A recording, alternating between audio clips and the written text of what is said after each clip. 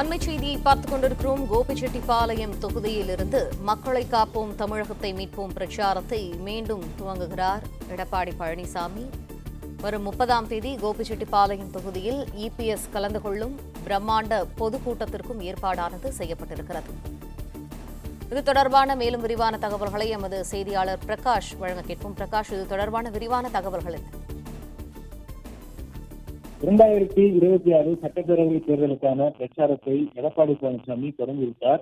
மக்களை காப்போம் தமிழகத்தை மீட்போம் என்ற பெயரில் தமிழ்நாடு முழுவதும் சுற்றுப்பயணத்தை மேற்கொண்டு வருகிறார் எடப்பாடி பழனிசாமி. இதுவரைக்கும் 174 சட்டப்பேரவை தொகுதிகளில் இந்த பிரச்சார பயணமானது நிறைவு பெற்றிருக்கிறது.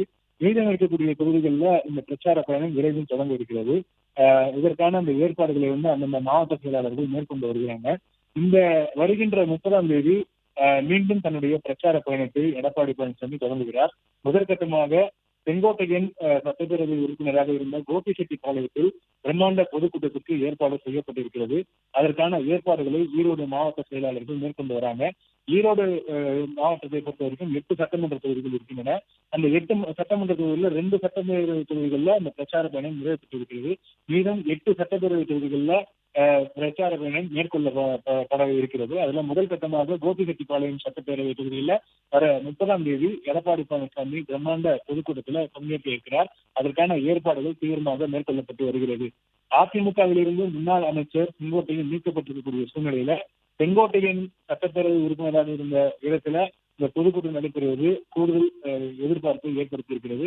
இந்த பொதுக்கூட்டத்துல பல்வேறு முக்கிய விவகாரங்களை எடப்பாடி பழனிசாமி பேச இருப்பதாக தகவல்கள் வெளியாகி இருக்கிறது. குறிப்பாக ஒரு சீனியராக இருக்கக்கூடிய செங்கோட்டையன் எதற்காக கட்சியிலிருந்து நீக்கப்பட்டார், செங்கோட்டையன் திடீரென்று கடந்த செப்டம்பர் மாதம் அதிமுக தலைமைக்கு எதிராக அவர் போர்க்கொடி தூக்கியதற்கு பின்னணியில் யார் இருக்கிறார்கள், அதிமுகவில் இருந்து கொண்டே செங்கோட்டையன் அதிமுகவுக்கு என்னென்ன வகைகளெல்லாம் துரோகம் செய்தார் உள்ளிட்ட பல்வேறு விவகாரங்களை எடப்பாடி பழனிசாமி அந்த பொதுக்கூட்டத்தில் வைத்து பேச இருப்பதாக தகவல் வெளியாகி இருக்கிறது. அதன் காரணமாக இந்த 30ஆம் தேதி நடைபெற இருக்கக்கூடிய இந்த பிரச்சார பொதுக்கூட்டம் மிகுந்த ஒரு எதிர்பார்ப்பை ஏற்படுத்தி இருக்கிறது. பிளே ஸ்டோர் மற்றும் ஆப் ஸ்டோரில் இருந்து பாலிமர் செயலியை QR கோடு மூலம் பதிவிறக்கம் செய்யுங்கள். செய்திகளை உடனுக்குடன் பெறுங்கள்.